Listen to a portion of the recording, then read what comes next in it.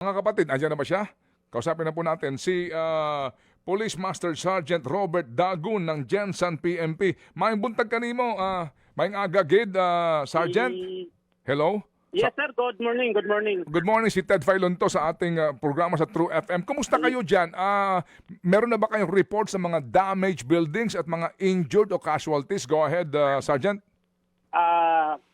For info, sir, as of now, sir, ongoing po yung, sir, yung ikot ng PNP Jensan natin, sir, at saka rescuer at saka Bureau of Fire, sir. As of now, sir, merong reported na mga building, schools, at saka bahay na nag-collapse, sir. Mga Initial info, Sige, go yes ahead. po, mga bahay po. Sige, go ahead. Initial info, sir, merong, as of now, sir, initial info, merong isang patay, sir, na gi-report dito, sir, tinawag dito sa Satok, dito sa akin, sir. Asa may dapita? Sa Jensan mismo? Opo, dito sa kwan po, sa may Silway, Barangay Dajangas West po. Dajangas. Okay. West. Oo. Doon mismo sa General Santos City, meron daw ospital na malaki ang damage, meron ding eskwelahan, university, at maging isang fast food chain? Yes po, sir. For info, sir, yung may damage na hospital natin, sir, yung kwan, sir, yung tawag nito, sir, yung St. Elizabeth, sir, St. Elizabeth, pero wala namang casualty na ano, sir. Then yung NDD, kwan, sir, NDDU, sir. Oh, itong nag-collapse din, sir. Dajangas din, sir. Itong St. Elizabeth Hospital, may mga visuals ngayon. Ito ba yung may portion na bumagsak? Yes, sir. Tapos yung dito sa, sir, yung Jollibee, yung kuha natin, sir, dito malapit sa Pioneer Avenue. Santos City Police. Itong Jollibee, ito mismo yung nag-collapse yung building, nakikita namin, bumagsak talaga yung building? Yes po, sir. Spirin po, on board ngayon doon si City Director, sir. Si Sir De Binancio po, on board doon ngayon. Oo. Nung bumagsak ito, may mga tao ba sa ilalim, sa loob nito? For info, sir, hindi pa na kwan dito, sir. Pero possible, sir, may mga crew na yan, sir. Kasi, sir, 7:30 in the morning, sir. Possible may mga crew yan, sir. Pero wala namang as of now, sir, sa akin, sir, wala pa akong na-receive na mayroong na casualty doon, sir. Oo. Yung Notre Dame University, anong sitwasyon nito, Sergeant? Sa ngayon, sir, ongoing yung kwan ng mga rescuer natin, sir. Hindi pa rin, sir, kasi hindi pa rin nakapagbigay ng info dito sa akin, sir. Oo. As of now, sir, as of now. Okay. Sige. So, maliban dito sa St. Elizabeth Hospital, Notre Dame University, Sir, tsaka yung... sir, excuse me, sir, for info, sir, naglindol na naman dito ngayon, sir. Oo. Aftershock yan, no? Yes po. Malakas din, sir, sir. Oh, may kuryente ba kayo ngayon dyan? Negative po tayo kuryente dito ngayon sa Jensan, sir. Kasali yung local ko namin, yung Hypera radius namin, sir. Negative lahat, sir. Oo. Kumusta yung mga kalsada? Meron bang mga nag-crack na kalsada? May tulay ba na meron na inireport na pinsala? Na abay damay sa mga poste karon? So far, sir, isa pa lang na tulay, sir, yung dito sa may Silway Bridge. Barangay Dajangas West na mayroong konting crack, pero hindi naman masyado, sir. Oo. Andin yung kuha natin ngayon, sir, yung daan natin, sir, heavy traffic po, sir. Oo naman, kasi nga siguro sa dami din ng mga mga sinasabi Yes po. na yung pagkaabala ng mga tao din sa kanilang mga naramdaman diyan. Kumusta ang City Hall? Kumusta ang inyong himpilan ng pulisya, ang inyong police station? Dito sa amin, sir, dito sa City Police Office, sir, all goods naman, sir. Wala na may nasira, sir. Din yung mga police station natin, sir, all goods din, sir. Walang reported na nasira, sir, or na basag. Kumusta ang inyong komunikasyon doon sa mga stations ninyo sa police all over the Jangas at maging sa Jensan, Sargento? Yes, sir. Yun yung problema ngayon, sir. Kasi kahit dito sa, namin, sir, Hypera, kasi wala, sir. Kahit repeater namin, sir, nasira, sir, sa region namin, sir, kaya pahirapan yung contact namin ngayon, sir. All one lang, sir. Pero sa Lipapa, cellphone lang po. Oo. Sa ngayon, sir, kumusta ang deployment ninyo ng inyong mga troops? Lahat ba ng tropa ninyo ngayon na sila abasan na at papaano ang kanilang reporting sa inyo? Sino ang pinaka ground commander ngayon diyan? Ang pinaka-ground commander po, yung OIC City Director natin, sir, si Police Colonel Di Binancio, sir. As of now, sir, lahat ng tropa natin, sir, kasali yung mobile, sir, nasa labas lahat, sir, naka-deploy. Mm. Then, iniikutan nila lahat, sir, ng area para ma-verify yung mga ibang buildings na damage or may mga if ever may mga casualty po. Oh, ulitin ko lang yung inyong problema sa komunikasyon. Bakit bumaksak ba ang cellphone service? Yes, sir, yung repeater mismo, sir, yung main namin, sir, sa Haitira region namin, sir. Mm.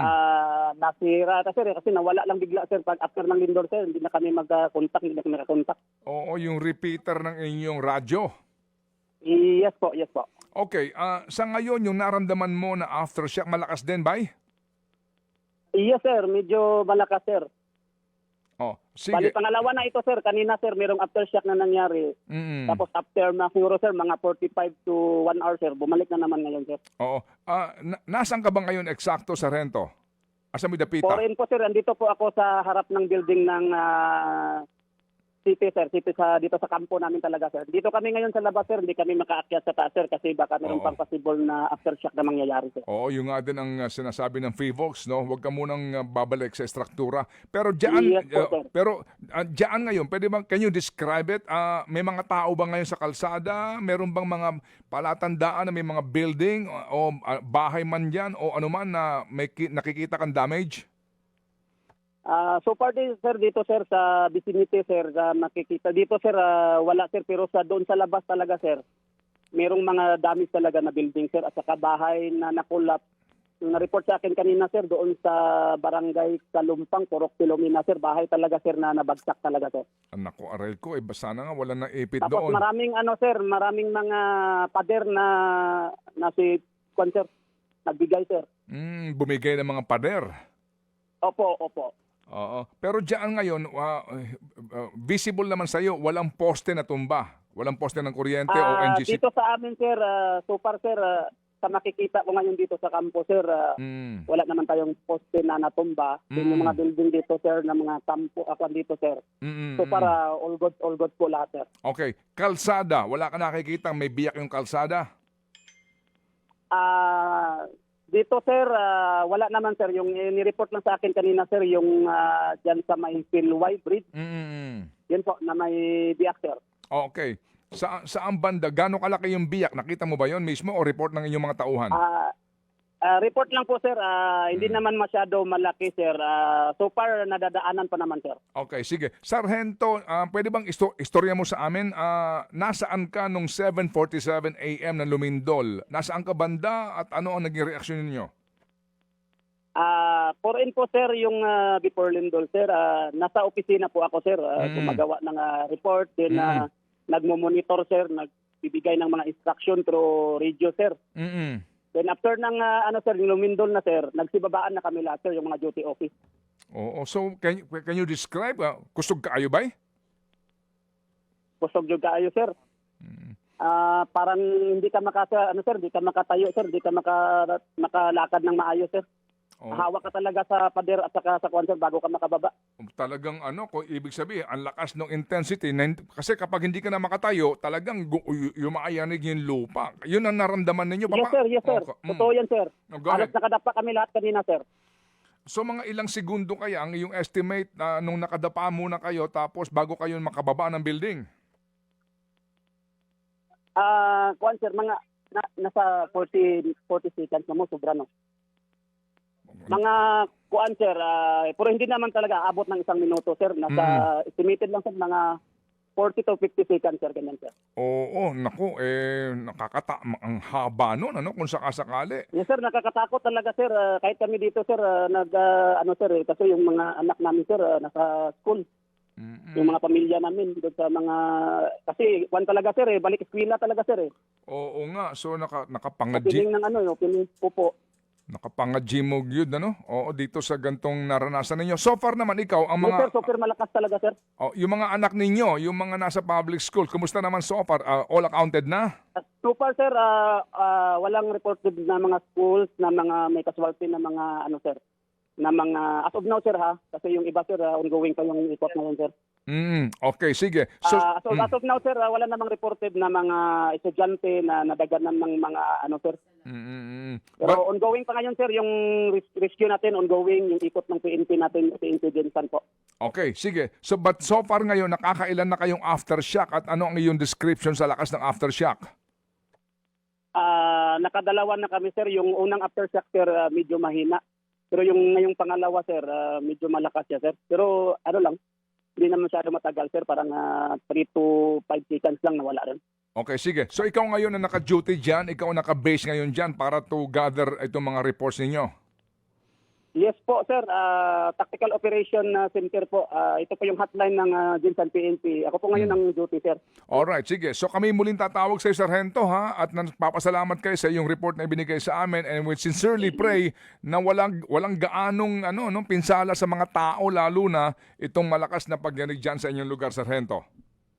Yes po, sir. Thank you din, sir. Sir, update na kami mamaya, sir, kasi ongoing yung rescue at saka ikot ng PNP natin, sir. Okay. Salamat kaayo, bay, ha? Thank you, Sargento. Thank you. Sir, thank you. God bless, sir. God bless. Opo, thank you very much po ang ating special coverage. Kasama po natin si Police Master Sergeant Robert Dagun. True FM special coverage. Habang tayo po ay makikipag-ugnayan muna sa chairman din po ng Philippine Red Cross, mga kapatid, si former Senator Dick Gordon. Senator Dick, good morning, sir. Good morning, Ted. Long time no hear. Thank you for your time. May tanong na po si Chacha muna. Yes Go, po. Cha. Sir, kamusta po? Anong latest update na natatanggap niyo po sa Philippine Red Cross? Kaugnay po nitong naganap na 7.8 na lindol dyan po sa Sarangani.